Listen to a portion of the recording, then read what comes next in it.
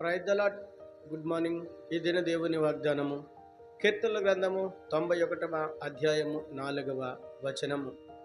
ఆయన రెక్కల క్రింద నిన్ను కప్పును, ఆయన రెక్కల క్రింద నీకు ఆశ్రయము కలుగును.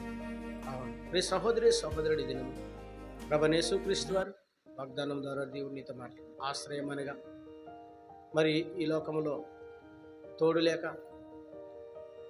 మరి ఎవరి సహాయము లేక నీవు ఒంటరిగా జీవిస్తూ నేను ఎవరి సహాయము పొందుకోలేకపోతున్నాను, నా సహాయం అనేక మంది పొందుకొని ఈ దినము నన్ను ఒంటరిగా చేశారని దుఃఖపడుతున్నావా?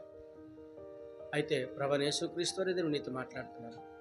నేను నీకున్నాను, నిజమైన దేవుడును, జీవము గల దేవుడును, నీకు ఆశ్రయం ఇస్తాను, నిన్ను ఆదుకుంటాను, నిన్ను ఆశీర్వదిస్తాను. అయితే నా ప్రియకుమారుడా, నా ప్రియకుమార్తె, నీవు మరి వెలిపిటి వారిని చూడకుండా నా వైపు చూస్తూ నన్ను వెంబడిస్తూ నా మార్గముల వైపు ప్రయాణము చేసిన ఎడల నీకు ఆశ్రయం కలిగించి ఆశీర్వదించి నిన్ను ఉన్నతమైన స్థితిలోనికి తీసుకొని వెళతానని ఆయనది నమ్మికించి ప్రార్థించగలిగితే, ఆయనది నమ్మికించి స్తుతించగలిగితే ప్రభువైన యేసుక్రీస్తు దినము నీతో మాట్లాడిన విధముగా నేను ఆశీర్వదిస్తానని ఈ ఉదయకాల సమయంలో వాగ్దానం ద్వారా దేవునితో మాట్లాడుతున్నాను.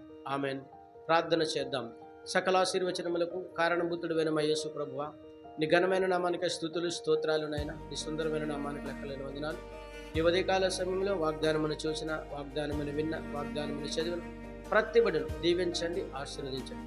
యేసుక్రీస్తు పరిశుద్ధమైన నామములో అడిగి వేడుకుంటున్నాను పరమ తండ్రి. ఆమెన్.